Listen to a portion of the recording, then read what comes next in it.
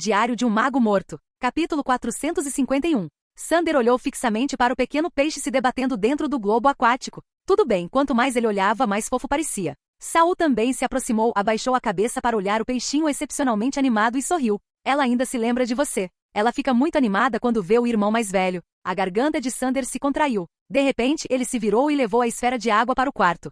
Saul ouviu uma série de estalos e pancadas vindas de dentro. Então Sander correu de volta, uma mão agarrando a esfera de água, a outra arrastando sua mala enorme e pesada. A mala quase foi arremessada para o alto quando ele a puxou para fora, e quando ela caiu no chão, uma das rodas na parte inferior quebrou e rolou para algum canto desconhecido. Sander não se importou com o estrago. Imediatamente colocou a mala no chão com as mãos trêmulas enquanto abria a fechadura. A tampa se abriu, revelando uma garota com cabelos desgrenhados deitada lá dentro. Sander abaixou a mão que segurava a esfera de água, aproximando-a do corpo da garota. Volte, Mido. Mas o peixe com rosto humano não demonstrou nenhuma reação, continuando a nadar alegremente no orbe, ocasionalmente colocando sua pequena cabeça para fora. Volte, Mido. Este é o seu corpo, disse Sander, agora um pouco ansioso. Você pode estar entendendo errado alguma coisa, disse Saul de lado. Mido já está morta. A alma de uma pessoa morta não pode retornar ao seu corpo. A única razão pela qual ela está sobrevivendo nesta forma bizarra agora é por causa de algum poder especial. O suprimento desse poder foi cortado, e a energia restante durará pouco tempo. Sander olhou para cima atordoado com os lábios trêmulos. Mas veja, o corpo de Mido ainda está intacto. Nas lendas não diz que se você recuperar a alma, ela pode retornar ao seu corpo original? Você mesmo disse, é uma lenda, Ágil não pôde deixar de intervir. Para as pessoas comuns, a alma dos vivos e a alma dos mortos são duas coisas diferentes. No momento em que ela morreu, sua alma já estava danificada e corrompida. Mesmo que você forçasse um renascimento, quem voltasse poderia não ser a mesma pessoa. É melhor valorizar o pouco tempo que lhe resta. Ágil olhou para o peixe com rosto estranhamente humano, com um traço de melancolia em seus olhos. Saul de repente notou algo e se agachou, estendendo a mão para tocar o corpo original de Mido. Há algum tipo de magia sustentando o corpo dela, impedindo-o de se decompor. Mas essa força está começando a enfraquecer agora. Seu olhar se voltou para o grampo dourado no cabelo de Mido. A energia deste grampo está prestes a acabar? Assim que Saul falou, os olhos de Sander e Ágil se voltaram para o grampo de cabelo na cabeça da garota. Então, num piscar de olhos, o grampo dourado se transformou em um raio de luz e atingiu a testa do peixe com rosto humano. No instante seguinte, o corpo da garota, agora desprovido do grampo dourado, transformou-se em uma pilha opaca de ossos. Mido! Sander gritou quando o cadáver de sua irmã desapareceu diante de seus olhos. Durante todos esses anos, o corpo perfeitamente preservado dela fora sua âncora emocional. Agora, vê-lo se transformar em osso em um instante o deixou devastado. Mas no segundo seguinte, o peixinho nas mãos de Sander saltou com força, escapando completamente do globo aquático. Ele girou no ar e então bateu a cauda em cheio na ponta do nariz de Sander. Sander congelou. Sua crescente dor ficou estranhamente estagnada no meio do caminho. Saul riu baixinho. Ela está te dizendo que está aqui, não ali. Então. Sander hesitou por um momento, então de repente deixou os ombros caírem e soltou um pequeno suspiro, enquanto sua expressão relaxava. Tudo bem também. Então ele olhou para Saul com uma expressão séria. Será que eu deveria comprar um aquário, ou algo assim? O que a Mido come? Ela pode comer bolo ou fruta? O rosto de Saul também ficou sério. Originalmente a alma residual de Mido ligada ao peixe não precisava comer. Comer peixe não forneceria energia alguma para Mido em sua forma espiritual atual. Ela não sobreviveria por muito tempo. Mesmo com o menor consumo de energia, ela duraria no máximo 7 ou 8 dias. Mas depois que o grampo dourado se fundiu ao corpo do peixe, a alma instável de Mido pareceu se estabilizar um pouco. A estrutura de encantamento dentro deste grampo dourado é ainda mais complexa do que eu pensava. Atualmente a magia do grampo já havia sido transferida para o peixe. Parecia ser algum tipo de artefato mágico destinado a estabilizar a alma e o corpo. O artefato não continha muita energia, apenas o suficiente para se fixar em uma alma residual fraca como a de Mido. Se a alma fosse mais forte, talvez não conseguisse contê-lo. Com a ajuda da magia do grampo, a alma de Mido poderia ser sustentada por meio de alguns suplementos energéticos simples. Mas todas essas fontes de energia vinham de materiais bruxos, o que significava que seriam caras. E a julgar pelas roupas e condições de vida de Sander, ele não parecia ter muitas economias. Enquanto Saul permanecia em silêncio, Sander começou a parecer cada vez mais nervoso. Ele pareceu já ter percebido a resposta, e seu rosto ficou pálido novamente. Ele abriu a boca, mas não ousou dizer seu palpite em voz alta. No final, Saul decidiu deixar Sander tomar a decisão. Afinal, quem queria cuidar de Mido era Sander. O estado atual de Mido é incomum. A julgar pela velocidade com que sua energia está se dissipando, com o grampo dourado, ela pode durar cerca de meio ano. Depois disso, ela desaparecerá completamente. Ao ver Sander começar a cambalear, Saul finalmente continuou. A menos que você possa fornecer suplementos energéticos regularmente a ela. Mas qualquer material desse tipo é caro. Você precisa estar mentalmente preparado. Caso contrário, pode acabar perdendo ela e seu dinheiro. Saul pegou caneta e papel, escreveu o nome do material e o preço aproximado no ar, depois dobrou-o ao meio e segurou-o entre o polegar e o indicador, estendendo-o para Xander. Xander olhou para sua irmãzinha despreocupada brincando na estreita esfera de água, então cerrou os dentes e estendeu a mão.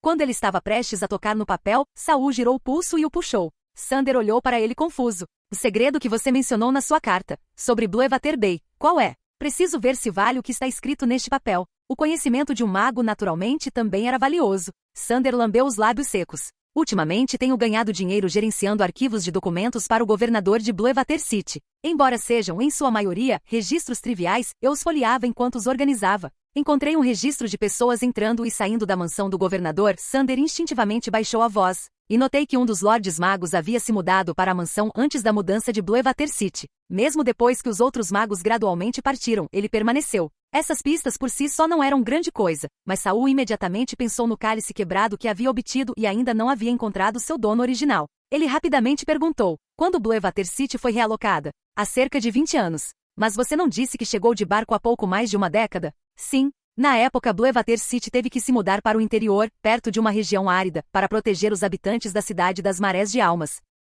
Mas mesmo depois da mudança da cidade, o porto ainda foi usado por um tempo. Só quase 10 anos depois, quando quase nenhum navio chegava mais, é que ele finalmente caiu em desuso. Então aquele mago teve algum outro comportamento suspeito? Uma coisa se destacou. Verifiquei os registros de viagens temporárias do governador e notei que toda vez que aquele mago deixava a cidade da Água Azul, uma maré de almas ocorria logo depois. E ele sempre esperava a maré baixar antes de retornar. Capítulo 452. Depois de deixar o local onde Xander estava alugando, a carruagem seguiu lentamente pelas ruas de Bluewater City. Saul estava sentado dentro da carruagem, imerso em pensamentos. Verdade seja dita, a suspeita de Xander em relação ao mago chamado Caron não veio acompanhada de evidências sólidas. Afinal, era completamente razoável que um aprendiz de segunda classe que não conseguiu avançar para a terceira classe, mesmo aos 50 anos, quisesse encontrar um lugar tranquilo e seguro para viver o resto dos seus dias. Como uma pessoa comum, Xander não poderia saber que os aprendizes de mago poderiam, até certo ponto, prever a chegada das marés das almas com antecedência.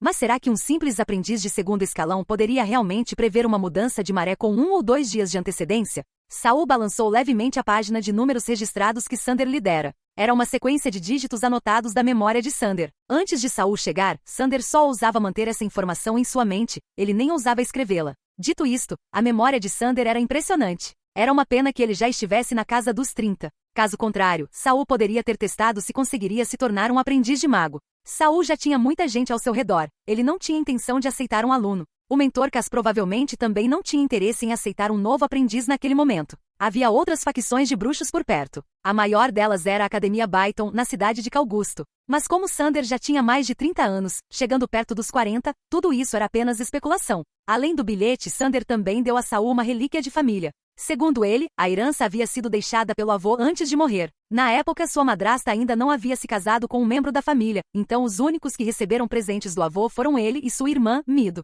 Mido recebeu um grampo de cabelo de ouro. Xander ganhou um relógio de bolso prateado enferrujado. A caixa estava enferrujada e os ponteiros giravam erraticamente. Embora seu avô dissesse que era uma herança de família, Xander nunca conseguiu usá-lo. Ele simplesmente o guardava consigo como uma lembrança. Mas considerando que o grampo de cabelo de Mido tinha um poder tão misterioso, talvez o relógio de bolso também não fosse comum. O relógio de bolso prateado e enferrujado também se tornará um símbolo da identidade de Xander. Ele não ousava exibi-lo em público, nem conseguia desvendar seu poder oculto. Entregá-lo a Saul era o único símbolo de valor que ele poderia oferecer. Originalmente, ele não pretendia dar o relógio de bolso como recompensa. Mas depois que Saul trouxe Mido até ele, Xander não sabia mais como retribuir esse bruxo de bom coração. Saul já havia memorizado o conteúdo do bilhete. Uma pequena chama surgiu em sua palma, e ele transformou o papel em cinzas. Então ele olhou para o relógio de bolso prateado enferrujado. A misteriosa habilidade do grampo de cabelo de Mido o intrigava, mas como era a última âncora espiritual para a alma da pobre garota, Saul não tentou pegá-lo. Entretanto, a borboleta do pesadelo sussurrava incessantemente em sua mente, incitando-o a matar Xander, confiscar o grampo de cabelo e o relógio de bolso e não deixar nenhuma testemunha que soubesse que os itens estavam em sua posse.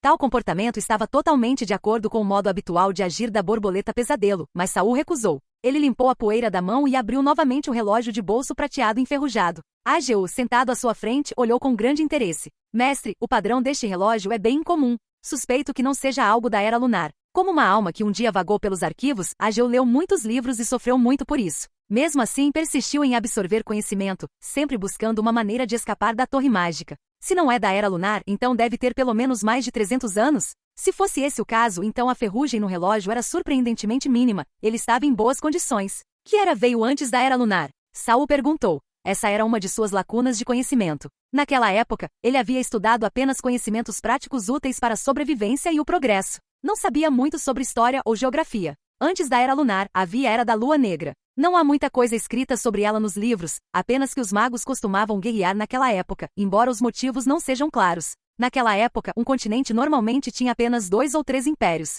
Ao contrário de agora, onde impérios são raros e a maioria dos lugares é composta por reinos menores ou até mesmo ducados com território e poder limitados. Disse Ageu com um sorriso. Na verdade, entre todos os ducados, o ducado de Quema já é um dos maiores em termos de território. No sudoeste do continente estatal, há um pedaço de terra aproximadamente do mesmo tamanho do domínio de Quema, e há 7 pequenos ducados amontoados nele. Parece que sim. Como um transmigrador muito viajado, Saul não ficou particularmente surpreso. Ele varreu o relógio de bolso enferrujado com sua energia mental, mas não detectou nenhuma flutuação mágica. Ele abriu o relógio várias vezes, até mesmo arrancou a tampa traseira e removeu a corrente. Mas ainda não encontrou nenhum sinal de que ele funcionasse como uma ferramenta mágica. A única coisa digna de nota eram suas gravuras incomuns, e os ponteiros do relógio realmente se moviam de forma irregular. Em um momento marcava 3 horas e 15 da tarde e após uma única virada, marcava 9 horas e 22 da manhã. Saul continuou observando os movimentos e as mudanças de tempo, tentando encontrar um padrão, mas não encontrou nenhum. Claro, era possível que ele simplesmente não o tivesse descoberto ainda. Bem escondido, isso sim é interessante. Saul guardou o relógio. Vamos estudá-lo juntos mais tarde. Como um mago que carregava consigo 6 entidades conscientes e 2 animais de estimação, Saul não se preocupava com a falta de assistentes de pesquisa. Sua única preocupação era que seus recursos não seriam suficientes para atender ao consumo deles. Ele pensou sobre isso. Se ele realmente fosse para Broderland para estabelecer sua própria torre mágica, ele teria que estar preparado para os perigos. E quando a torre fosse construída, ele também precisaria criar seus próprios projetos de pesquisa, não trabalhar mais para os outros, mas se concentrar em seu próprio conhecimento, habilidades e talentos. Quanto a esses projetos, o principal certamente seria o diário. Sua própria alma, que não sentia repulsa por ninguém, também valia a pena ser estudada. A carruagem continuou pelas ruas de Bluewater City, mas não encontrou um lugar para ficar. Saul não planejava ficar em Bluewater, então ele instruiu o cocheiro, Marsh, a ir direto para o terminal de dirigíveis. Talvez fosse melhor usar o que o mestre Gorsa havia deixado para trás. Mesmo que ele suspeitasse que o dono do cálice quebrado fosse o mago Caron, ele não tinha intenção de confirmar. Afinal, o objetivo do homem provavelmente era apenas o experimento de ressurreição de Gorsa. E na verdade, o plano deles já havia dado certo. Lady Yura não havia sido revivida, e o mestre havia deixado o continente ocidental. Saul agora estava planejando ir para Broderland, mas antes disso, ele precisava se preparar completamente. Isso incluía, mas não se limitava, fortalecer-se e aprender mais sobre Broderlands. Ele não podia simplesmente atacar às cegas. Mesmo com o diário do mago morto lhe dando previsão, havia perigos que nenhuma quantidade de aviso poderia evitar. Seu plano atual era ir para a próspera e rica cidade de Calgusto. Sua cultura urbana era bastante singular. Os magos de lá deixaram de lado seu orgulho altivo e criaram diversas ferramentas mágicas para a conveniência da vida cotidiana. Sua estrutura social era diferente daquela dos ducados. E o mais importante, eles vendiam ferramentas mágicas pelas quais Saul se interessava há muito tempo. Essa mudança cultural única foi provavelmente a verdadeira razão pela qual a Byton Academy conseguiu criar raízes e crescer rapidamente depois de emergir do Broderlands. Nesse momento, a carruagem começou a diminuir a velocidade e parou gradualmente. Saul e Ageu olharam para fora. Alguns pedestres na rua também pararam e olhavam na direção da carruagem de Saul. Um homem com aparência de servo tinha acabado de sair e bloqueou a carruagem. Mas esse homem, que estava acostumado a fazer força em Bluewater City, não esperava que, em vez de parar imediatamente, a carruagem apenas diminuísse a velocidade gradualmente. Quando a carruagem finalmente parou, o cavalo alto na frente levantou os lábios e espirrou saliva por todo o corpo. Marsh bufou por dentro. Como se eu fosse parar rapidinho para pegar um cara aleatório bloqueando a estrada. O que é? O criado finalmente percebeu que sua atitude precipitada de parar a carruagem os havia incomodado. Aterrorizado, ele deu um passo para trás e caiu no chão. Por favor, informe ao Sr. Mago que o Lorde Prefeito Mackin de Bluewater e o Mago Caron prepararam um belo banquete e acomodações confortáveis para recebê-lo. Marsh torceu o lábio. Essa sim é a atitude correta. Ele se virou e repetiu a mensagem baixinho pela fresta da porta. Aquele Mago Caron está mesmo me convidando? Será que é uma armadilha? Saul olhou para o diário flutuando em sua mente. O diário flutuou preguiçosamente no lugar e virou-se com um bocejo.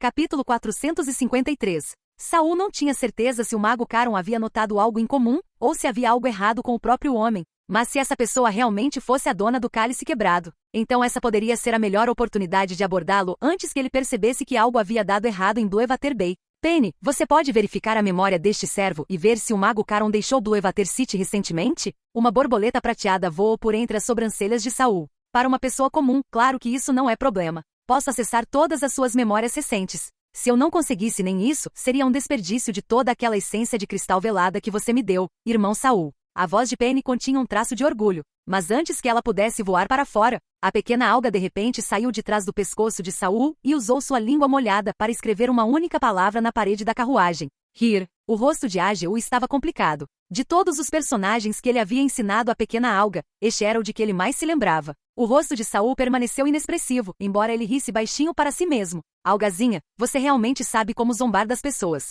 Penny voou furiosamente, mas ela estava indefesa contra as pequenas algas. Aquele sujeito simplório nem sonhou. Tentando se consolar, Penny disse a si mesma para não se rebaixar ao nível de uma bola de lama. Ela voou para fora e logo retornou. Em memória do servo, o mago Caron não sai do laboratório há muito tempo. Ele só saiu recentemente porque o senhor da cidade o convocou. Saul pensou um pouco. Já que ele já enviou alguém para me convidar, posso ir. Ele entregou o cálice quebrado para Ageu. Caso Caron realmente fosse o dono e tivesse alguma maneira de senti-lo, era melhor não levá-lo consigo. Depois disso, Saul embarcou na carruagem que o servo havia preparado e foi sozinho para a propriedade do senhor da cidade. O lorde da cidade, Makin, recebeu Saul no salão principal, onde uma farta refeição e vinho haviam sido servidos. Belas criadas e elegantes criados estavam prontos para servir. Em toda a Bluewater City, poucos ainda podiam se dar ao luxo de uma recepção tão luxuosa. Mas Saul não tocou em nada. Após as apresentações, foi direto ao ponto. Talvez acostumado à franqueza dos magos, Makin não demonstrou nenhum constrangimento. Sorrindo, ergueu o copo e disse, para ser sincero, a cidade das águas azuis não vê um novo mago há muito tempo.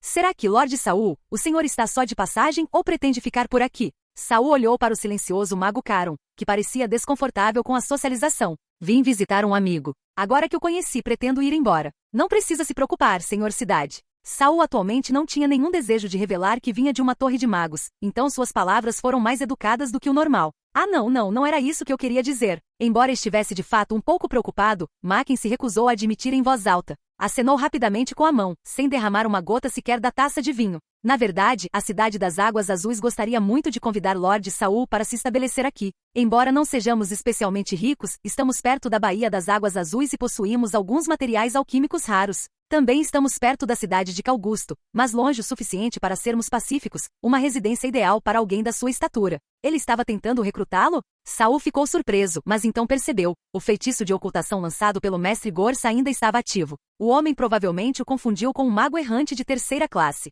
E como suas palavras não sugeriam nenhuma consciência da verdadeira força de Saul. Embora um verdadeiro mago jamais se deixasse seduzir pela modesta oferta de Bluewater City, Makin provavelmente imaginou que o pior que poderia acontecer seria uma rejeição educada. Não custava nada tentar. Ele poderia até conseguir alguma informação. Naturalmente, Makin estava mais do que feliz em tentar. Enquanto isso, o mago Caron sorvia calmamente uma bebida de amora preta que tingiu seus lábios e dentes de preto. Caron não parece se importar com a ideia de alguém vir dividir seus lucros. Mas se ele estiver realmente envolvido com o cálice quebrado, certamente não gostaria de ter outro mago se estabelecendo por perto. Com isso em mente, Saul fingiu interesse, coçando o queixo pensativo. Nesse momento, Penny, que havia voado secretamente até Caron, retornou e sussurrou no ouvido de Saul. Saul, esse Caron definitivamente não é apenas um aprendiz de segunda classe. Eu sondei seu reino mental. Ele escondeu bem, mas eu percebi. Ele provavelmente é um mago de primeira classe. Mas não investiguei mais a fundo, caso ele percebesse. Saul manteve um sorriso educado no rosto. Vou para a cidade de Calgusto, então não vou incomodar você nem o mago Caron mais. Makin pareceu um pouco decepcionado, mas esperava esse resultado desde o início. Rapidamente se recompôs. Nesse caso, aproveite algumas das melhores iguarias de Bluewater City antes de partir. Ele gesticulou para que todos recomeçassem a comer. Os criados trouxeram pratos frescos. Um deles era um raro caracol de água preta, embora suas partes úteis para a magia já tivessem sido removidas. Saul fingiu comer, mas na verdade tudo foi para sua manga, onde a pequena algaia consumiu tudo. O pântano devorador de almas lhe conferia resistência à magia e a venenos muito superior à de criaturas normais. A única fraqueza real era sua vulnerabilidade ao fogo. Mais importante ainda, algumas coisas que a pequena alga conseguia comer e depois cuspir de volta, sem tocar. Isso permitiria que Saul os testasse abertamente mais tarde para ver se alguma adulteração havia sido feita. Apenas uma maneira de avaliar se Caron era inofensivo ou perigoso. Mas antes que ele pudesse alimentar Little Algai com mais comida, um cavaleiro de meia-idade apareceu de repente, parecendo ansioso e nervoso. Senhor da cidade, Lorde Caron. Algo aconteceu? Não, algo maravilhoso. As nuvens escuras sobre a baía de água azul estão começando a se dispersar. O cavaleiro estava claramente agitado e um pouco atordoado. O lorde da cidade Macken levantou-se de um salto, batendo na mesa com tanta força que seu vinho derramou sobre o peixe em seu prato. As nuvens estão se dissipando? O mago Caron, que até então era pouco mais que um cenário, levantou-se imediatamente. Ao ouvir o cavaleiro confirmar que as nuvens escuras estavam se dissipando, ele se virou e saiu do salão. Lorde Caron, aonde você está indo? Macken queria convidá-lo para irem juntos à praia, mas, para sua surpresa, Caron foi para o jardim. Preciso recuperar meus instrumentos para testes. Deixe-me ir com você. Macken disse rapidamente. Mas um de seus oficiais se inclinou e sussurrou: Senhor, ainda não sabemos se é perigoso. Talvez seja melhor enviar outra pessoa à frente para verificar. Ao ouvir isso, Macken diminuiu o passo imediatamente e disse: Então vou pedir para você dar uma olhada primeiro. Ficarei aqui para acompanhar Lorde Saul. Não precisa, senhor da cidade. Vá em frente, parece importante. Voltarei para junto dos meus companheiros. Macken não tinha mais coragem de continuar o banquete e não insistiu. Senhor Saul, por favor, considere passar a noite aqui. Se a escuridão realmente se dissipar, será motivo de grande celebração. Podemos oferecer um grande banquete esta noite, e ficaríamos honrados se você comparecesse. Tudo bem. Eu também gostaria de ver como as coisas se desenrolam, disse Saul com um sorriso. Macken designou um servo para mostrar a Saul seus aposentos de hóspedes, sem saber que Saul estava pensando apenas em uma coisa. Assim que Caron e Macken forem embora, eu vou sair daqui. Se Caron realmente fosse o dono do cálice quebrado, ao retornar e perceber que ele havia desaparecido, não demoraria muito para suspeitar de Saul. Um mago capaz de esconder sua força e se esconder por sabe-se lá quantos anos. Um conhecido associado do sinistro mentor Gudor. Embora o diário ainda não tivesse emitido nenhum aviso de perigo, Saul não tinha intenção de entrar em conflito com ele. Mas o que Saul não esperava era isto. Assim que ele saiu do salão de banquetes, uma longa espada negra caiu do céu com um baque, cortando o mago Caron ao meio no meio do caminho. A lâmina era tão familiar. Eu já tinha visto isso há pouco tempo. Capítulo 454. Saul reconheceu aquela lâmina de magia negra. Ela pertencia a Jacin, o mago de segunda classe que quase arruinou a perseguição de Saul agudo. Ele imediatamente deu meio passo para trás, posicionando-se nas sombras do corredor. A batalha no pátio estava longe de terminar. O primeiro servo que saiu correndo soltou um grito de repente e foi dividido em dois. Somente depois que o corpo atingiu o chão as entranhas se espalharam lentamente, formando uma bagunça grotesca. O mago Caron, que tinha acabado de ser dividido em dois, reformou-se perfeitamente num piscar de olhos. Assim que se recuperou, ele imediatamente criou 7 ou 8 camadas de escudos mágicos e ativou diversas ferramentas mágicas defensivas. Macken, que tinha alguma consciência dessas coisas, imediatamente percebeu o que estava acontecendo quando viu isso. Seu amigo de longa data claramente não era um mero aprendiz de segunda classe. Originalmente com a intenção de verificar a situação, o Lorde virou-se e correu para o interior do salão, claramente determinado a nunca mais sair de casa. Saul observou isso e pensou, bem, ele não riria de alguém apenas um pouco mais covarde do que ele. Nesse momento, a voz penetrante do mago Caron ecoou do pátio: Lorde Jacin. Estou tão perto de me tornar um mago de segundo grau, por favor, só mais um pouquinho de tempo. Uma voz fria respondeu do céu. Prazos são prazos. Sem atrasos, sem desculpas. Além disso, você já está na ativa há 43 anos e 122 dias. Aquela voz implacável era acompanhada pela descida repetida da lâmina negra. Cada vez que caía, um dos feitiços defensivos ou ferramentas encantadas cuidadosamente preparados por Caron eram destruídos. Você deve saber que eu não sobrevivi todos esses anos sem pagar um preço. Juro que vou conseguir desta vez, por favor, só mais um pouquinho. Desta vez, nem mesmo uma resposta fria veio. Apenas a implacável lâmina negra desceu novamente, destruindo todas as defesas de Caron. Diante de um mago de segunda classe, Caron não tinha esperanças. Como última tentativa, ergueu as mãos e gritou: Eu tenho um cálice quebrado. Se me der mais 10 anos, eu o entrego agora mesmo. Houve uma ligeira pausa nos ataques do céu. Caron olhou rapidamente ao redor. Não se preocupe. Se você matar todos aqui, ninguém saberá que o cálice chegou às suas mãos. E como alguém que já está sendo caçado pelo tribunal, não estarei vivo para dizer nada. Suas palavras deixaram todos, servos e oficiais, em pânico. Os mais corajosos tentaram fugir, aterrorizados. Saul não se moveu, mas se preparou internamente. No segundo seguinte, a lâmina negra caiu novamente, dessa vez cortando os braços de Caron. Ele soltou um grito, e Saul sentiu uma sombra negra repentinamente avançar em sua direção. Com uma explosão de poder mental, Saul atacou com um toque de tormento, chicoteando a sombra para trás. A sombra negra retornou ao corpo de Caron, que soltou outro grito. Naquele momento, o próximo ataque de Jacin acertou. Caron não tinha como se esquivar. O dano não podia ser transferido, e vendo que Saul era um verdadeiro mago, Caron percebeu que não tinha chance de escapar. Agora entendo. O incidente em Blue Evater Bay foi obra sua. O cálice quebrado. Com os dentes cerrados, Caron de repente separou sua alma de seu corpo. Seu corpo explodiu instantaneamente. Não houve fogo na explosão, mas uma fumaça espessa se espalhou como uma bomba de neblina. De dentro da névoa, dezenas de corpos de alma começaram a fugir. Cada um deles tinha características indistintas, semelhantes à técnica de fuga da alma que Gudo havia usado no navio. Mas Jacin, tendo visto esse truque antes, não se deixou enganar novamente. Ele esfregou as mãos, e a lâmina negra se estilhaçou em centenas de cacos, voando em direção aos espíritos que escapavam. Qualquer fragmento que atingisse uma alma em fuga a transformava instantaneamente em pó. Ainda assim, mais de 10 gritaram e se espalharam em todas as direções. Ao saírem, eles nem tentaram evitar pessoas normais, simplesmente passaram direto. Qualquer alma infeliz que eles tocassem era imediatamente congelada. Segundos depois, os fragmentos da lâmina negra atravessariam o corpo do servo e continuariam sua perseguição. Logo, cadáveres se espalharam pelo pátio. Estranhamente, ninguém no salão de banquetes ficou ferido, porque Saul estava na entrada, bloqueando todo espírito e fragmento de lâmina que entrava. Ele percebeu que os cacos não eram tão mortais quanto a lâmina inteira, provavelmente serviam apenas para identificar o alvo real. Enquanto ele se defendia, o olhar de Saul permaneceu fixo na névoa espessa no pátio. Quando Gudo escapou, ele desapareceu no convés do navio. Será que Caron poderia estar tentando o mesmo truque? De repente, os tijolos sob os pés de Saul se ergueram, e uma sombra subiu por seu manto. Então a pequena alga, tendo retornado sorrateiramente, passou uma mensagem vaga. Uma sensação travessa de levantar a sobrancelha. Está feito. O coração de Saul se agitou. Ele lançou brisa para dissipar a névoa do pátio. Embaixo, onde o chão antes era plano, agora havia um buraco. Uma alma saltou de baixo. Embora suas feições fossem indistintas, Saul percebeu que este era o verdadeiro Caron. Aquela alma lançou um olhar gélido para Saul, e sua pele se arrepiou de frio. Mas desta vez Saul não desviou o olhar. Ele o encarou de volta. A conversa anterior deixou claro. Caron era o dono do cálice quebrado.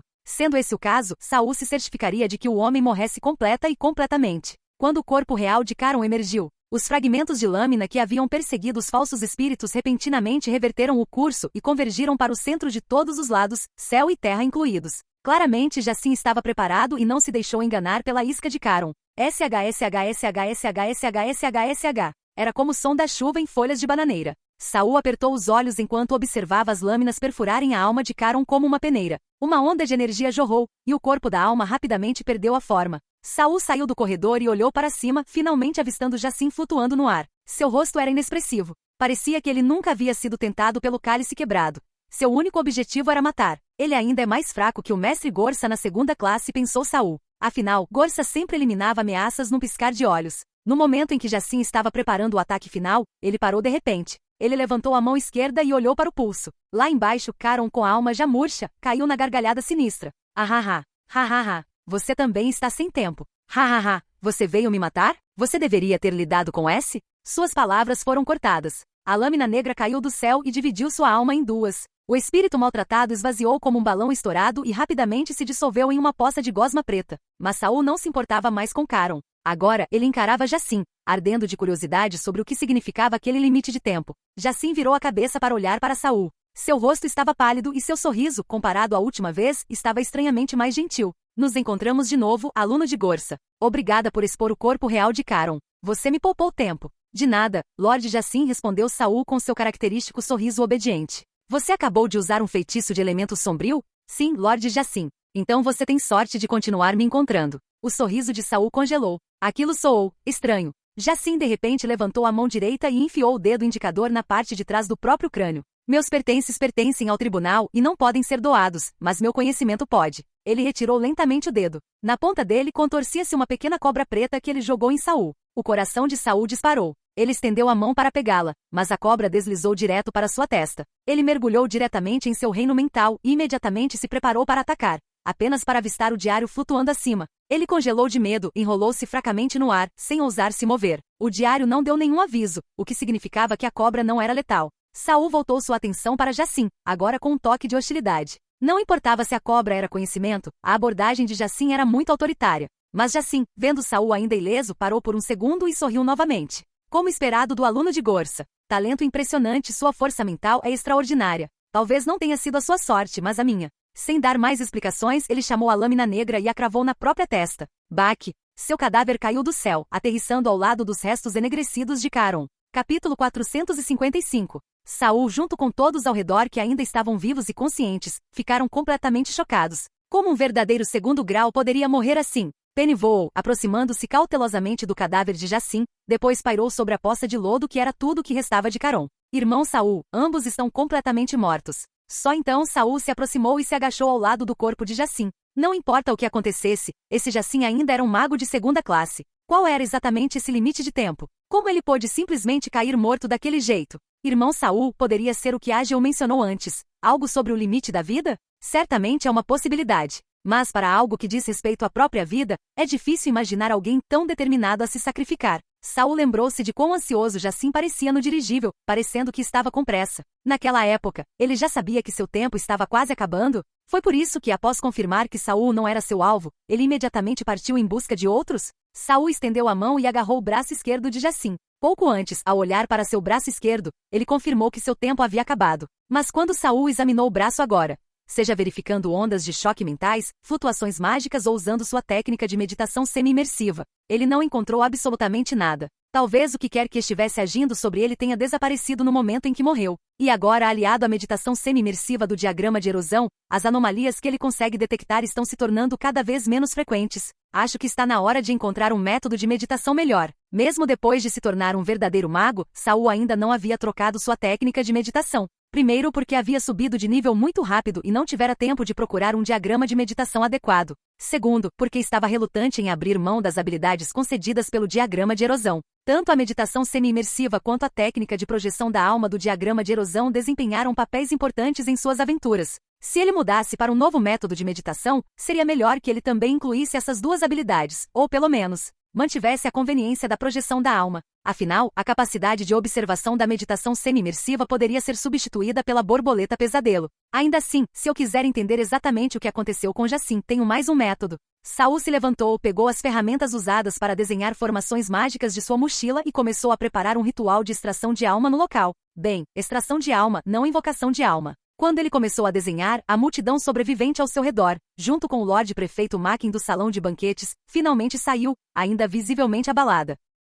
No início, as pernas de Lord Mackin estavam tão fracas que ele mal conseguia ficar de pé, precisando do apoio de seus guardas para se mover. Depois de anos vivendo ao lado do aparentemente inofensivo mago Caron, ele havia se esquecido há muito tempo de quão aterrorizante um verdadeiro mago poderia ser quando se tratava de ceifar vidas, e quão impotentes as pessoas comuns eram em comparação. Nem mesmo os cavaleiros, grandes cavaleiros, foram suficientes para resistir a um único fragmento de lâmina negra dos magos celestes. Este mundo realmente pertencia aos magos. Ele se aproximou e viu Saul desenhando a formação. Reunindo coragem, empurrou o guarda que o segurava e deu um passo à frente. Senhor Saul, o que devemos fazer agora? Posso ajudar em alguma coisa? Saul fez uma pausa e virou-se para encará-lo. Era óbvio pelos olhos de Lord Mackin que ele ainda estava apavorado. Saul sorriu, tranquilizando-o. Estou bem aqui. Vá ajudar a organizar os outros. Aquela explosão provavelmente alertou as pessoas do lado de fora da mansão também. Se não lidarmos com isso rapidamente, pode causar pânico. Assim, claro, respondeu Mackin imediatamente, embora seus pés não se movessem.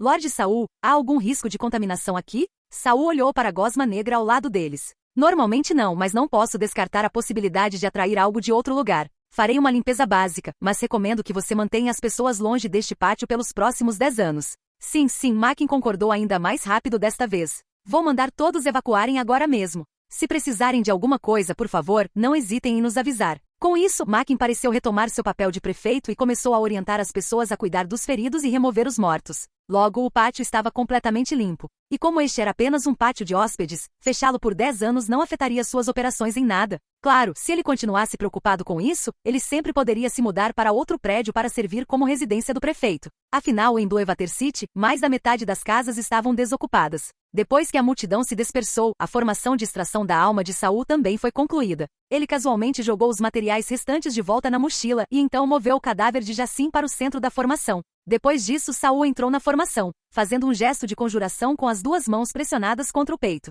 Instantaneamente, chamas brancas surgiram sob seus pés. O fogo fluía como ondas, queimando no início e depois diminuindo gradualmente. Quando Saul abriu os olhos novamente, suas sobrancelhas se franziram lentamente. Nada. O método de suicídio de Jacim também destruiu sua alma. Além de alguma energia dispersa, não há mais consciência intacta. Na verdade, Saul poderia ter tentado usar a pesca de almas para capturar a alma de Jacim no momento de sua morte. Mas, quem sabia que perigos ocultos isso poderia trazer? E se houvesse um explosivo enterrado em sua alma? Esse tipo de risco não valia a pena. O mago de segunda categoria ainda era muito imprevisível. Jacim provavelmente entendeu isso também. Foi por isso que ele me entregou esses pedaços de conhecimento diretamente antes de morrer. Saul sentiu mais uma vez a pequena cobra negra dentro de seu reino mental, ainda tentando desesperadamente se tornar invisível, e balançou a cabeça. Homem de força de vontade, parte de uma organização de força de vontade. Ele saiu da formação e levantou a mão, lançando 2 bolas de fogo para queimar o que restava do espírito de Caron e do corpo de Jacin em cinzas. Feito isso, Saul inspecionou o pátio e o salão de banquetes mais uma vez, certificando-se de que nenhum espectro havia nascido antes de finalmente partir. Do lado de fora do portão, Lord Macken esperava com alguns homens e vários baús grandes,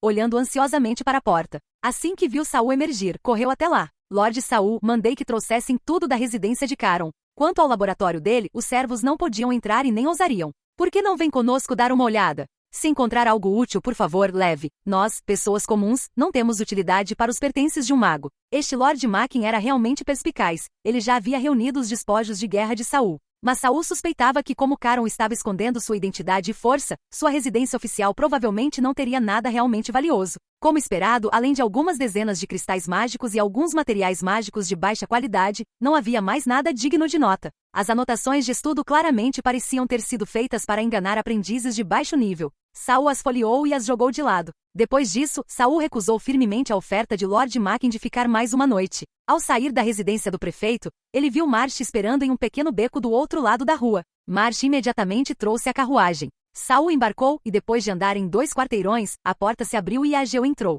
Mestre, houve uma forte flutuação mágica na residência do prefeito agora mesmo, que desapareceu rapidamente. Eu me separei de Marsh para tentar encontrá-lo. Depois de esperar um pouco e ver pessoas saindo para acalmar os moradores, pedi a Marsh que esperasse por você no portão. Jacin apareceu na mansão do prefeito agora mesmo. Saul relatou os eventos que tinham acabado de acontecer e perguntou a Ageu: você sabe qual é o prazo? E o que é o tribunal? Ageu pareceu perturbado e balançou a cabeça. É a primeira vez que ouço falar de limite de tempo.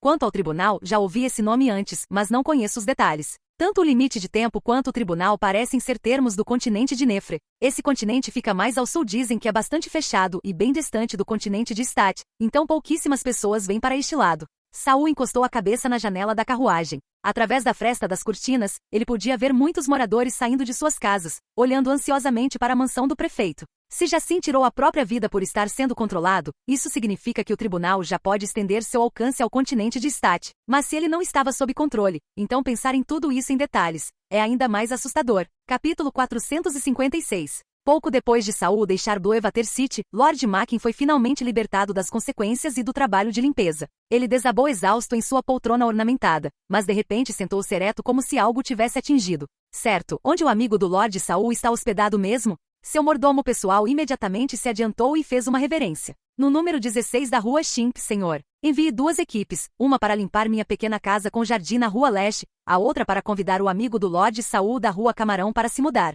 Sejam corteses. O Lord Saul pode voltar para visitar o amigo. No entanto, quando o administrador liderou pessoalmente uma equipe para ajudar Sander na mudança, eles foram categoricamente rejeitados. Sander apenas disse que também estava deixando Bluewater City, o que deixou o administrador com um sentimento de arrependimento. Sander havia adquirido um tanque de vidro resistente, com a intenção de levar sua irmã, Mido, com ele para a cidade de Calgusto. Somente lá ele teria a chance de ganhar mais dinheiro para sustentá-la e talvez encontrar Lord Saul novamente.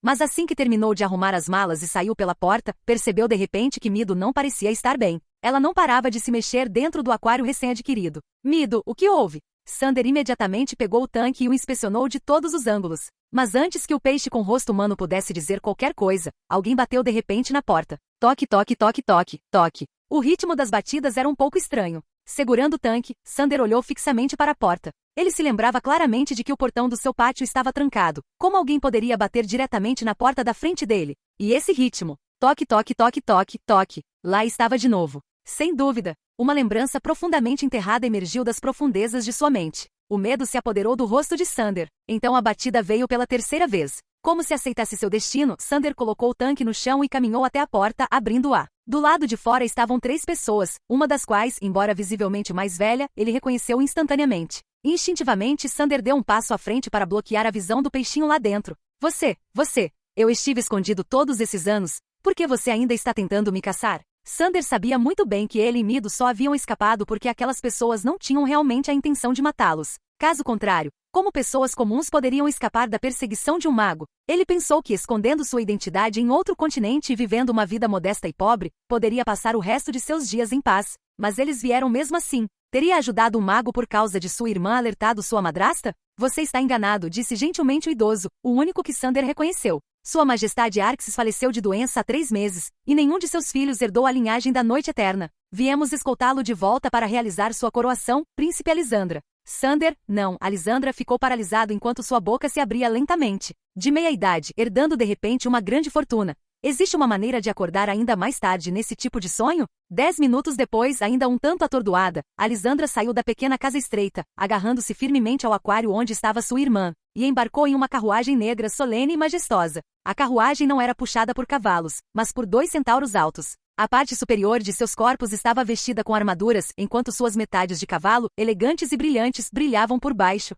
Os centauros superavam os homens comuns em força, constituição, velocidade e agilidade. Mas o defeito deles era a natureza selvagem, eram difíceis de domar. Somente magos de verdade poderiam realmente comandá-los. Dos 3 que vieram buscar Alisandra, os outros 2, além do velho, eram ambos magos oficiais de primeira classe. Pouco antes de embarcar na carruagem, Alisandra notou que o Lorde da Cidade da Água Azul estava por perto, aparentemente tentando se aproximar dele para lhe dizer uma palavra. Mas Alisandra apenas balançou a cabeça, recusando a abordagem. Ao observar a carruagem negra e majestosa puxada por centauros partir, Lord Macken sentiu como se toda a sua visão de mundo tivesse sido destruída. O amigo mago que ele conhecia há anos não era um mero aprendiz, mas um verdadeiro mago que não hesitou um segundo em matar. Bluewater City, que não via um mago há séculos, de repente se tornou o campo de batalha de 3 deles. 2 morreram e um deles até mesmo um mago de segunda categoria. Tendo finalmente se despedido do vitorioso com o maior respeito, ele pensou em ganhar o favor do amigo de Saul, Sander. Mas quem imaginaria que o homem que ele acreditava ter sido resgatado se revelaria um nobre levado em plena exibição por 2 magos?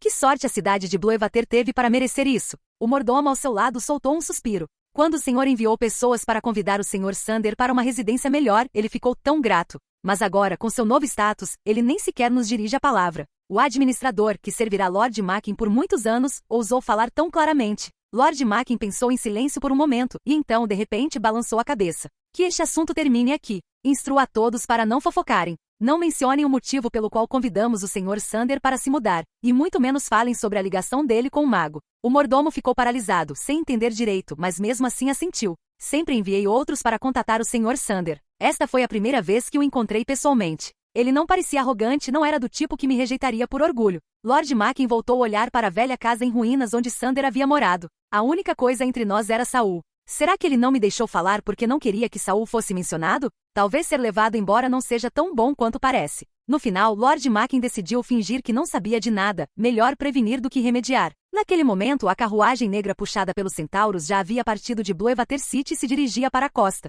Parecia que eles planejavam zarpar. O peixe com rosto humano, que Sander segurava com força, agora estava nas mãos de um dos magos. Ao inspecioná-lo, perceberam rapidamente que se tratava de um peixe com alma humana. Mas não se opuseram a que Sander guardasse uma criatura tão estranha, na verdade, prometeram examiná-la em busca de qualquer coisa que pudesse lhe fazer mal e, se fosse seguro, até o ajudariam a cuidar bem dela para garantir que não morresse facilmente. No meio do caminho, o velho virou-se de repente com um sorriso gentil e bondoso. Príncipe Alisandra. Sander ainda não estava acostumado com o nome que havia descartado por mais de uma década. Por favor, me chame de Sander, se esse é o seu desejo. Então, Lord Sander, ainda se lembra do relógio de bolso de prata que Noite Eterna Sétima lhe deu? A pálpebra de Sander se contraiu. Ele franziu os lábios e um traço de constrangimento transpareceu em seu rosto. Desculpe. Pouco depois de chegar em Stad, tive que vender a maioria dos meus bens valiosos só para sobreviver. O velho torceu os cantos da boca, mas rapidamente se recompôs. Não é culpa sua, Lord Sander. Deixa pra lá. Durante séculos, a Noite Eterna falhou em desbloquear a bússola das terras selvagens. Talvez ela nunca tenha sido destinada ao Império da Noite Eterna, afinal. Sander abaixou a cabeça novamente, num gesto de constrangimento silencioso, ainda parecendo humilde e apologético. No extremo oposto da mesma estrada percorrida pela carruagem preta, a carruagem de Saul, um pouco menor, para 2 passageiros, seguia alegremente. Enquanto verificava seus pertences pessoais, Saul de repente percebeu que o diário em sua mente havia se aberto sozinho. Calendário lunar, ano 317, 8 de junho, céu limpo. Sua boa ação foi recompensada generosamente. O mundo às vezes é estranho assim. Pessoas boas podem realmente receber boa sorte? Mas você é realmente uma boa pessoa? Talvez somente o domínio do caos possa revelar as verdadeiras cores da sua alma. Afinal, a chave está em suas mãos. Capítulo 457. Saul havia planejado originalmente continuar pilotando a aeronave de graça sob o nome do Mestre Gorsa. Mas enquanto esperava na plataforma, ele de repente ouviu alguns magos discutindo sobre o colapso de uma torre dos magos, o avanço de Gorsa para o 3º grau e sua destruição na fronteira entre Kema e Kenas, seguido por sua partida do continente Stat. Depois de pensar um momento, Saul instruiu o cocheiro, Marsh, a dar meia volta com a carruagem e deixar a plataforma do dirigível. Felizmente não levaria um mês inteiro para chegar a Calgusto City, onde ficava a Academia Byton. Na velocidade de Marsh, levaria apenas cerca de 10 dias. Calgusto também era uma cidade costeira, mas a região entre ela e Bluewater City não era tão próspera. Consistia principalmente em terras devastadas, terras altas e florestas selvagens. Houve até alguns lugares onde ainda havia fumaça anormal subindo. Quem sabia se havia bruxos conduzindo experimentos ambientalmente destrutivos lá? Este mundo não se importava com a proteção ambiental. A estranha poluição criada pelos bruxos poderia facilmente transformar uma região selvagem inteira em uma zona morta. A única força que poderia contê-los eram as grandes facções bruxas. Dentro dos territórios controlados por essas facções, se alguém conduzisse experimentos altamente destrutivos, poderia ser multado ou até mesmo ter suas pesquisas confiscadas. Mas até onde Saul sabia, havia um lugar sem tais restrições, a fronteira. Na fronteira, ninguém se importaria se você estivesse destruindo o meio ambiente, mas se seu experimento interferisse com outra pessoa, eles poderiam simplesmente vir e matá-lo. Foi exatamente por causa dessa experimentação desenfreada e da poluição resultante que a fronteira estava cheia de perigos. Um lugar onde a morte poderia atacar a qualquer momento. Mas para alguém como Saul com uma fraude externa, tal lugar era perfeito. Como ele já havia decidido ir para o Vale das Mãos Penduradas para cultivar sua própria Torre do Mago, Saul estava reunindo informações sobre a área. Mas a informação era fragmentada e altamente fragmentada. Uma das notas que ele encontrou terminava com uma observação rabiscada. Sinceramente, eu sei que esses registros provavelmente são inúteis. A fronteira muda o tempo todo. O que era um pomar de fruta seguro e tranquilo desta vez pode se tornar uma armadilha mortal infestada de monstros na próxima. Ainda assim, optei por escrevê-lo. Afinal, antes de morrer, é melhor deixar algo neste mundo. A última página do caderno estava manchada com uma substância marrom avermelhada escura. Saul realizou uma análise de componentes e descobriu que era apenas sangue comum. Enquanto o céu escurecia, Saul fechou o caderno e tirou a taça de vinho quebrada e o relógio de bolso de prata enferrujado. Esses dois itens foram seu maior ganho físico em Bluewater Bay. O relógio de bolso de prata era ainda mais precioso que as conhecidas ferramentas mágicas de Nefre. Afinal, o diário havia mencionado especificamente o relógio de bolso de prata. Nos últimos dias, além de seus estudos básicos de magia, Saul estava pesquisando esses dois objetos. Ele colocou vários corpos de alma e fragmentos de alma no cálice quebrado, estudando que tipo de fragmentação ocorreu e se algum subproduto foi gerado. Mas talvez a dosagem fosse muito pequena, ou o tempo muito curto, ou talvez o método de ativação estivesse incorreto de qualquer forma. Os corpos das almas no copo ainda estavam flutuando preguiçosamente, sem mostrar sinais de serem esmagados. Saul guardou o cálice quebrado e tirou o relógio de bolso de prata para uma inspeção mais detalhada. O diário mencionou o termo domínio do caos, o que levou Saul a suspeitar que o relógio de bolso de prata também poderia ser uma chave para um outro mundo. Mas para ativar o relógio, era necessária uma chave. O diário também dizia que a chave estava com ele, então Saul começou a analisar os vários itens que carregava. Ele apenas os analisou, na verdade, não tentou ativar o relógio de bolso, já que ainda não estava pronto para embarcar em uma jornada interdimensional. Hoje, enquanto vasculhava seus pertences, Saul de repente viu algo. Ele enfiou a mão e tirou a moeda com um rosto sorridente de um lado e um rosto chorando do outro. Quando Moshi Moshi lhe emprestou a moeda, ele disse que era uma ferramenta mágica de uma era passada. Podia ser usada para comunicação de curta distância. Mas seu verdadeiro propósito era trocar as posições espaciais de seus dois detentores. Era uma ferramenta espacial muito rara, perfeitamente adequado para salvar a si mesmo ou prejudicar outra pessoa. Saul jogou as duas moedas levemente no ar. Quando elas colidiram no ar, fizeram um som de tilintar. E se alguém olhasse atentamente, notaria leves distorções espaciais ao redor das moedas quando elas colidissem. Essas duas moedas são ferramentas relacionadas ao espaço. Será que elas poderiam ativar uma chave do lado do mundo também? Pegando as moedas com mão firme, Saul virou-se para o relógio de bolso de prata que Ageu segurava. O relógio estava aberto, e seus ponteiros de hora e minuto continuavam girando em velocidades irregulares. Saul tentou aproximar-se com as moedas, movendo-as para mais perto e mais longe, até mesmo batendo no relógio, mas nada disso fez com que os ponteiros do relógio se comportassem de forma diferente. Mesmo assim, ao contrário de seus experimentos anteriores, Saul não mudou imediatamente para outra ferramenta. Em vez disso, começou a registrar os resultados do experimento com afinco. Seu instinto lhe dizia que desta vez ele estava certo. Agora era só uma questão de confirmação. Não havia necessidade de pressa. Assim que encontrasse um lugar para se estabelecer, ele poderia deixar que suas outras consciências continuassem experimentando. Com uma instrução clara, Saul guardou contente as moedas que faziam sorrir e chorar e devolveu o relógio de bolso de prata para Ageu. Ele fechou os olhos e começou a meditar, lembrando-se mais uma vez de que, ao chegar à movimentada cidade Calgusto, a primeira coisa que precisava fazer era encontrar um método de meditação adequado. Cada uma de suas consciências tinha seus próprios métodos de quando estavam vivas, mas nenhum era mais adequado para Saul do que o diagrama de erosão. É por isso que ele ainda usava um método de meditação destinado a aprendizes de segundo grau. Sua eficiência de recuperação mágica era realmente muito baixa. Felizmente, seu estilo de combate dependia principalmente de força mental, e ele sempre lutava em explosões rápidas e decisivas. Então sua lenta recuperação mágica não importava muito. Realmente nada convencional. 3 dias depois, o grupo de Saul finalmente deixou a estrada costeira deserta. Perto dali, aldeias e pequenas cidades sem muros começaram a aparecer. Mas todos eles tinham uma coisa em comum: pouquíssimas pessoas. Embora o número de casas parecesse razoável, quando chegava a hora das refeições, quase não havia fogueiras para cozinhar. Confiando em sua experiência como viajante frequente, Marsh encontrou uma pequena cidade com condições decentes e dirigiu a carruagem até lá. Saul olhou ao redor e notou que muitas casas ao longo da rua tinham fechaduras penduradas nas portas. As fechaduras estavam cobertas de poeira, indicando claramente que os donos não voltavam há muito tempo. A carruagem finalmente parou em frente a uma taverna. A placa dizia: Casa do Viajante. Saul e Ageu saíram da carruagem, mas ninguém veio recebê-los na porta. Saul empurrou a porta entreaberta e olhou para dentro, encontrando o salão completamente vazio, nem um único convidado à vista.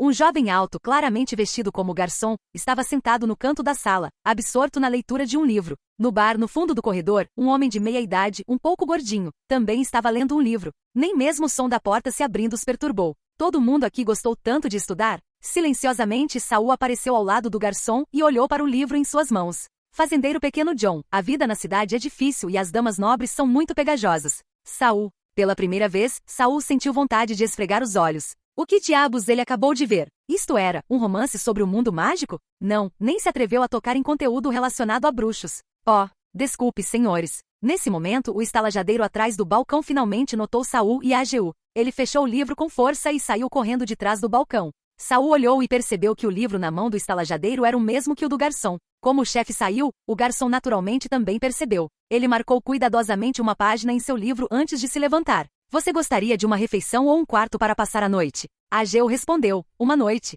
Você tem um pátio? Temos sim, respondeu o rapaz. O vizinho tem uma. Os inquilinos anteriores se mudaram há apenas um mês. Posso deixar tudo pronto para você em 1 hora. Acabou de se mudar? Os olhos de Saul brilharam. Ele não correu mais para fazer o check-in. Em vez disso, sentou-se em frente ao rapaz e olhou para ele e para o estalajadeiro. Todos na sua cidade se mudaram para Calgusto City? Capítulo 458. Nesse momento, o estalajadeiro já havia terminado de avaliar Saul e Ageu. Ele empurrou para o lado o rapaz que estava prestes a responder e deu um passo à frente para o lado de Saul. Ele se inclinou ligeiramente, falando respeitosamente: Sim, senhor. Desde que a cidade de Calgusto emitiu sua terceira ordem de recrutamento 3 anos atrás, até os últimos moradores desta cidade se mudaram para lá. Agora só restam órfãos, idosos e doentes morando aqui. Se não fosse por esta pousada que ainda preciso administrar, eu também não teria ficado. Urbanização, hein? Saul não esperava que Calgusto City tivesse se desenvolvido tanto. Mas será que a produtividade básica daquela época conseguiria acompanhar isso? Se todos se mudarem para Calgusto City, o que acontece com a agricultura?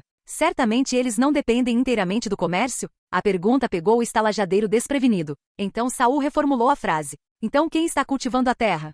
A agricultura é toda feita por servos, e o estalajadeiro pareceu entender a pergunta de Saul dessa vez, mas esqueceu a palavra no meio da resposta. E ferramentas mágicas, senhor? O rapaz, que parecia bastante astuto, rapidamente seguiu o exemplo do estalajadeiro ao se dirigir a Saul. Ele percebeu que Saul não era da região, então explicou prestativamente: ferramentas mágicas são dispositivos feitos pela Academia Byton relacionados à magia. Pessoas comuns também podem usá-las e são realmente incríveis. Cultivar agora leva apenas 1/4 do tempo que levava antes. A Academia Byton realmente fez um lote de ferramentas mágicas utilizáveis por pessoas comuns? Deve ser algum tipo de instrumento mágico simplificado. Mas então, como eles resolveram o problema das pessoas comuns sofrerem corrupção ao usar tais ferramentas? Qualquer lugar com magia e força mental pode potencialmente produzir corrupção. Se fosse um mago, até mesmo um aprendiz de segundo grau teria algum meio de lidar com isso. Mas se pessoas comuns causassem corrupção usando ferramentas mágicas, como lidariam com isso? Eles provavelmente nem tinham meios de se proteger. Saul inicialmente queria perguntar como eram aquelas ferramentas mágicas, mas depois de pensar um pouco, decidiu não fazê-lo.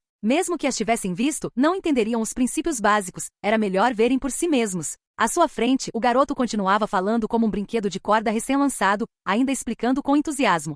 As usadas para a agricultura fora da cidade são apenas as ferramentas mais simples. As realmente poderosas estão nas grandes fábricas dentro da cidade de Calgusto. Dizem que até pessoas comuns podem usar ferramentas mágicas para fazer ferramentas ainda mais avançadas. Se eu não tivesse que cuidar do meu avô, teria ido para a cidade com o irmão Ruf trabalhar. O garoto claramente tinha mais a dizer, mas o estalajadeiro puxou sua manga. Saul olhou para o estalajadeiro. Teve um palpite. Quando o homem ouviu o menino mencionar aquelas fábricas da cidade, sua expressão não foi nem de longe tão ansiosa quanto a da criança. Havia até uma leve ponta de medo. Saul fez mais algumas perguntas depois disso. O garoto respondeu a todas com entusiasmo, dizendo que havia aprendido tudo em um livro. Se Saul quisesse uma compreensão completa da cidade de Calgusto, recomendava fortemente a leitura, disse que tudo estava explicado com muita clareza. Quando Saul perguntou o título do livro, descobriu que era exatamente o romance que o menino e o estalajadeiro estavam lendo antes. Até o nome parecia pouco confiável. Naquele momento, o estalajadeiro voltou ao bar, tirou um exemplar novo do mesmo livro e ofereceu-o a Saul.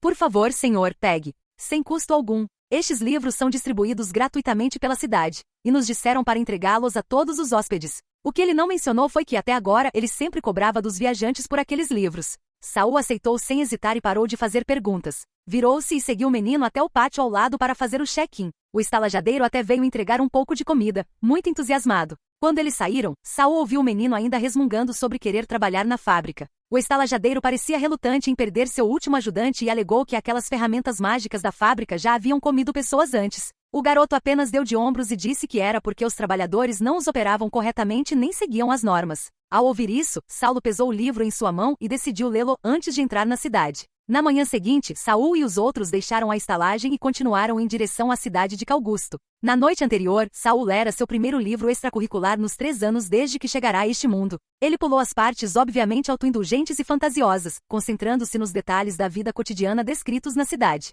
Mas mesmo esses detalhes mereciam aspas. O livro contava a história de um fazendeiro chamado João Pequeno e dos muitos perigos e até mesmo incidentes assustadores que ele encontrou ao entrar na cidade. No entanto, no final, todos esses eventos acabaram sendo resultado da ganância humana ou do descuido em ação. Os bruxos também foram mencionados no livro, mas apenas brevemente. Claramente o autor não ousou escrever sobre eles em profundidade. No livro, os magos sempre foram retratados como misteriosos, poderosos e sábios. Cada vez que desenvolviam uma nova ferramenta mágica, isso trazia grandes melhorias para a vida das pessoas comuns. Mesmo com Marty dirigindo a carruagem, eles ainda passaram a maior parte do dia na estrada. Quando a carroça chegou aos pés da cidade de Calgusto, o sol já estava se pondo novamente para o oeste. Uma enorme cidade banhada pela luz do sol vermelho-alaranjada se descortinou diante dos olhos de Saul. As fileiras e fileiras de prédios altos quase fizeram Saul sentir como se tivesse retornado ao seu antigo mundo.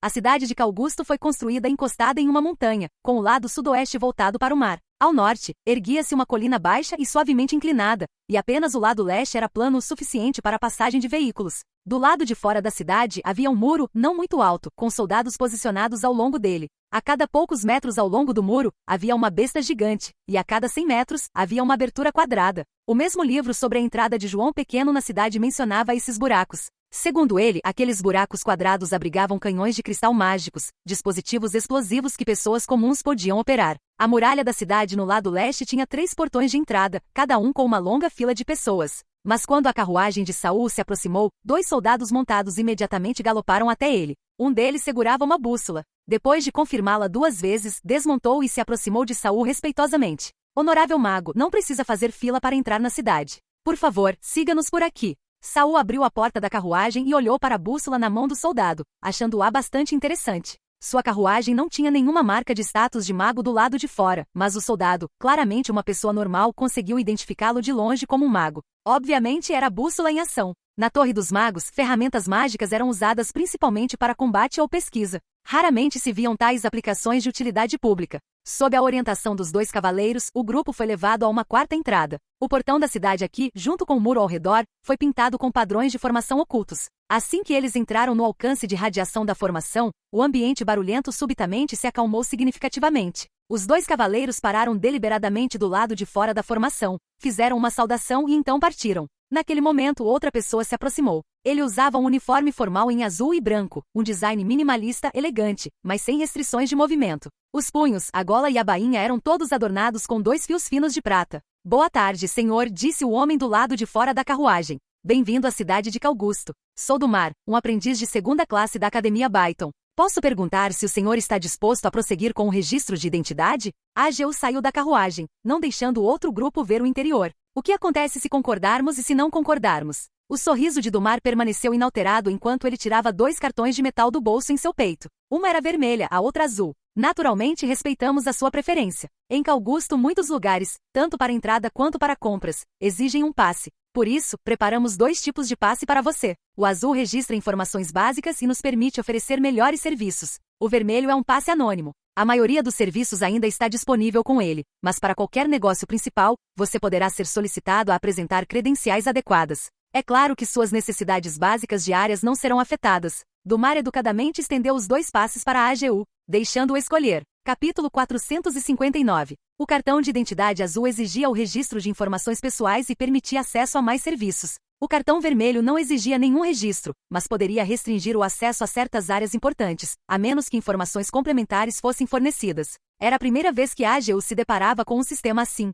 Embora o cartão vermelho oferecesse anonimato, escolhê-lo poderia, na verdade, atrair mais atenção. Incapaz de tomar uma decisão sozinho, a AGU disse, um momento, e voltou-se para a carruagem. Embora Saul não tivesse saído da carruagem, ele estava prestando muita atenção em tudo o que acontecia lá fora e naturalmente ouviu a conversa. Se não fosse por esse procedimento, ele certamente teria entrado na cidade discretamente. Mas, espere um minuto, escolher entre o cartão vermelho ou azul não importa muito para quem entra na cidade. Isso porque você pode registrar suas informações a qualquer momento se necessário. A menos que esteja apenas de passagem, situações que exigem informações registradas não serão raras. Então, na verdade, a cor do cartão não importa. O importante é que todo bruxo que entrar na cidade carregue um cartão emitido pela Academia Byton. Com isso em mente, Saul desceu da carruagem. Então vamos pegar 2 cartões azuis. Meu cocheiro não é mago, ele também precisa de um? Se ele for considerado sua propriedade, podemos registrar as informações dele sob seu passe. Ah, o senhor é Lorde Saul? O sorriso antes calmo de Dumar se contraiu levemente no momento em que viu Saul descer.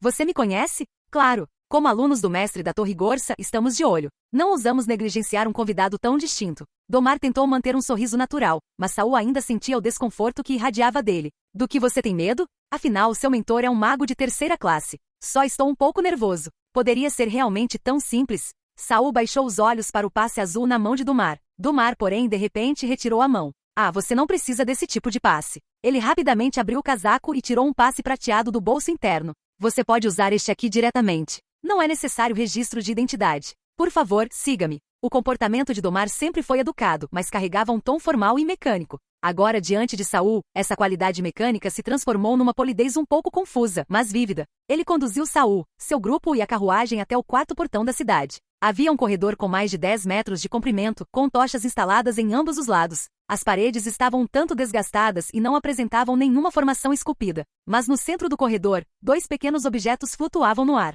Eles pareciam pequenos pássaros, mas, olhando mais de perto, percebi que eram feitos de madeira e penas. Entretanto, suas cabeças tinham o formato de grandes discos achatados. Quando um deles voou em direção à entrada, Saul notou que o disco continha 36 esferas negras. Dentro de cada orbe negra, um ponto mais escuro parecia girar inquieto, como os olhos de um pássaro falso. Um dispositivo de vigilância? Saul adivinhou, inclinando a cabeça para ver melhor. Nesse momento, a construção parecida com um pássaro voou até 3 metros dele e inclinou seu disco para baixo, como se estivesse fazendo contato visual com ele. Por um momento, Saul sentiu como se todas as pupilas escuras do constructo tivessem se virado para olhá-lo, e por trás daqueles olhos, algo, ou alguém, estivesse observando. Mas ele só sustentou o olhar por um segundo. O pássaro falso logo ajustou o ângulo novamente e voou em outra direção. Sua trajetória de voo não parecia seguir um padrão claro, nem tinha qualquer vontade consciente, apenas um esforço consistente para escanear toda a área. Esse tipo de patrulha aleatória dificultava encontrar pontos cegos ou explorar fraquezas. Isso é para impedir que as pessoas entrem furtivamente? Mas a muralha da cidade nem é tão alta assim, não chega nem à metade de alguns arranha-céus dentro da cidade. Um aprendiz de 3º grau com alguma habilidade provavelmente conseguiria voar por cima dela. Ah, acho que tem alguma coisa instalada no topo das muralhas também. Droga, elas estão carregadas. Dumar conduziu Saul e seu grupo, junto com a carruagem, pelo corredor vazio abaixo do portão. Só quando chegaram ao portão do outro lado é que avistaram uma cabine de controle. 2 pessoas estavam sentadas lá dentro. Os recém-chegados estavam com expressões inexpressivas. Um deles estava até lendo um livro e não levantou a cabeça, mesmo quando Dumar se aproximou. Somente quando Dumar se inclinou para dizer alguma coisa, ambos se levantaram repentinamente e encararam Saul. Seus rostos mostravam curiosidade e um desejo de examinar, mas nada do nervosismo que Dumar havia demonstrado antes. Um deles até começou a falar com Dumar bem na frente de Saul, usando telepatia. Assim que a breve conversa terminou, uma borboleta prateada e metálica decolou do ombro de Dumar e voou para pairar acima da cabeça de Saul. Um deles pergunta, mas ele não tem pele cinza, então como você o reconheceu? Penny traduziu obedientemente. Aquele cara chamado Dumar respondeu que pode ser magia de disfarce ou uma transformação física. Quando aqueles dois me viram, suas expressões eram completamente desconhecidas. Não houve nenhum momento de reconhecimento. Era como se nunca tivessem me visto antes. Seus uniformes eram iguais aos de Dumar, então deviam ser da Academia Byton também. Mas nenhum deles tinha qualquer flutuação mágica. Poderiam ser mesmo pessoas comuns? Duas pessoas comuns tratando um aprendiz de segundo escalão com tanta naturalidade? Será que a Academia Byton tinha uma hierarquia interna além da força mágica? Dumar disse mais algumas palavras aos dois, dessa vez sem usar magia de transmissão, e então retornou segurando um livreto fino. Ele entregou o livreto a Saul com as duas mãos enquanto explicava. Calgusto é um pouco diferente de outras cidades. As condições de vida podem não corresponder às suas preferências habituais. Se precisar de alguma coisa, pode consultar o guia ou eu posso encontrar um acompanhante local para você. A capa do livreto dizia, Guia de Vida na Cidade de Calgusto. Saul pegou o livreto. Não precisa. Eu mesmo leio. Muito bem, então não vou mais incomodá-lo. Dumar deu um passo para o lado, ainda com um sorriso um tanto forçado. Desejo-lhe uma estadia agradável em Calgusto. Com isso ele se virou e voltou pelo corredor. Saul estava prestes a subir na carruagem com o guia quando algo no canto do olho o fez parar. Ele virou a cabeça ligeiramente, inclinando-se um pouco para trás. Os dedos que seguravam o livreto ficaram tensos. Dumar, afastando-se dele e indo para o corredor, tinha de todas as coisas, um disco achatado na cabeça. Saul imediatamente olhou para os dois pássaros falsos voando acima da passagem. Sem dúvida, vista de trás, a cabeça de Dumar era idêntica à de um pássaro. A única dúvida era, se ele se virasse, aquele disco também estaria incrustado com 36 globos oculares pretos? O que está acontecendo? Saul fingiu esfregar os olhos, depois os abriu novamente e de fato, Dumar, caminhando pelo corredor, ainda tinha aquela cabeça em formato de disco. Dumar! Saul gritou. Dumar se virou imediatamente, mas no mesmo instante em que se virou, sua cabeça em forma de disco retornou à sua forma humana normal. Há mais alguma coisa em que eu possa ajudar, Lord Saul? Os ombros de Dumar se curvaram levemente, como uma criança atravessa pega pela mãe.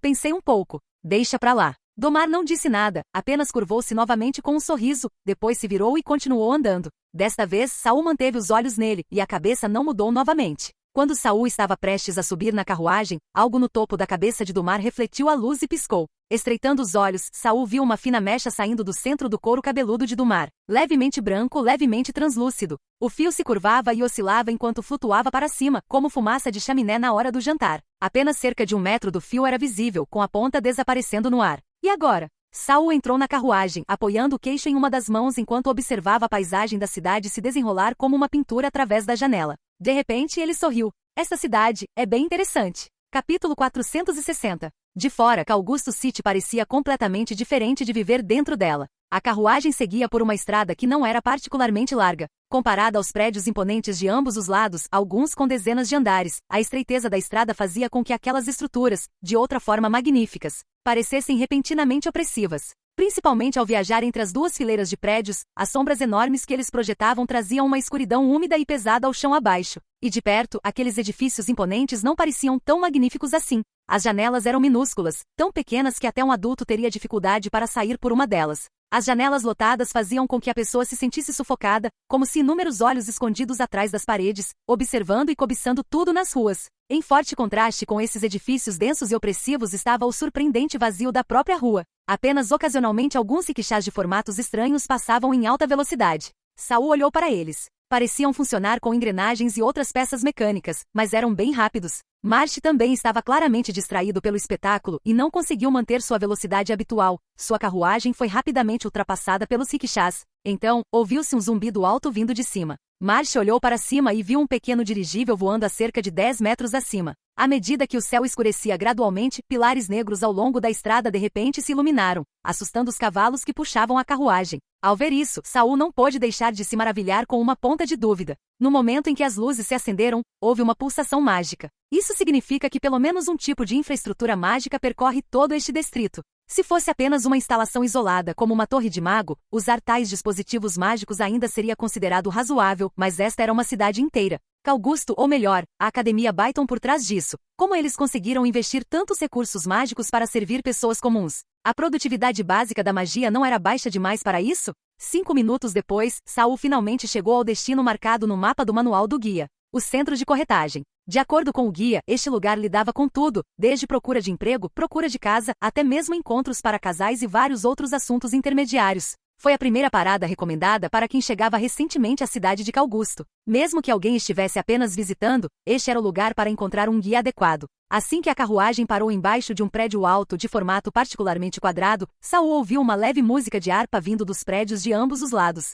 E então, como se alguém tivesse apertado um interruptor, os prédios de ambos os lados de repente explodiram em um coro de barulho. Figuras escuras começaram a emergir de várias portas, gradualmente se fundindo com a rua como uma inundação sombria. Tantas pessoas? Até AGU, que já tinha visto bastante coisa, ficou atordoado com a cena. E não eram apenas os prédios nas laterais. À frente deles, os prédios na rua seguinte, todos eles começaram a expulsar fluxos de pessoas. A rua, que já era estreita, ficou imediatamente lotada. Para onde quer que se olhasse, com exceção de alguns riquixás, todos viajavam a pé. A maioria dos transeuntes tinha expressões entorpecidas, mostrando apenas um toque de vida ao trocar algumas palavras em voz baixa. Eles centralizaram toda a população ao redor na cidade de Augusto. Saul apoiou o queixo na mão, olhando pela janela. A cena diante dele reacendeu algumas memórias antigas. Concentração populacional em massa, estilos de vida altamente regulamentados, a atração constante de romances seriados para atrair pessoas para a cidade. O dono da cidade está transformando as pessoas em meros componentes da máquina urbana. O que ele está tentando fazer? Ouvindo a análise de Saul, Ageu falou em voz baixa: o verdadeiro mestre de Augusto é a Academia Byton, e seu atual diretor é o antigo reitor, Pod, um mago de segunda classe. A Academia Byton vendia diversas ferramentas mágicas para o mundo exterior. Dizia-se até que desde que se tivesse dinheiro suficiente, mesmo aqueles com pouca habilidade mágica ou mental poderiam se tornar aprendizes de mago. A Academia Byton estava lançando uma rede ampla. Não só os aprendizes de mago foram capturados, como até mesmo os peixinhos, as pessoas comuns, não foram poupadas. Eles devem estar trabalhando em algum projeto importante. A essa altura, o fluxo de pessoas saindo dos prédios já estava diminuindo. Saul saltou da carruagem. Não adianta pensar muito. No momento, somos apenas 2 inquilinos procurando um lugar para ficar. Na superfície, Marsh ficou para trás. Mas, escondido abaixo, um dos clones de Little Algai se enterrou no solo para vigiar. Saul trouxe apenas uma bolsa de armazenamento com itens essenciais e AGU, e os dois entraram no prédio vermelho e quadrado à direita. Uma vez lá dentro, eles encontraram mais maravilhas, um portão automaticamente guardado que exigia um passe para ser aberto. Havia câmaras semelhantes a elevadores que podiam subir e descer, embora exigissem operação manual por um atendente designado. Parecia que a música da harpa marcava o fim do dia de trabalho, não havia muitas pessoas dentro do prédio agora. O elevador os levou até o 20º andar, que era o topo do prédio. O andar superior era um salão oval. Provavelmente havia salas escondidas em ambos os lados. O centro estava vazio, exceto por alguns bancos longos, e um anel de balcões circundava a sala. Cartazes e pedaços de papel estavam espalhados pelo chão, e alguém estava limpando. Assim que Saul entrou, ele viu um garoto puxando uma mulher, ambos discutindo com outra mulher atrás de um dos balcões, aparentemente por causa do aluguel.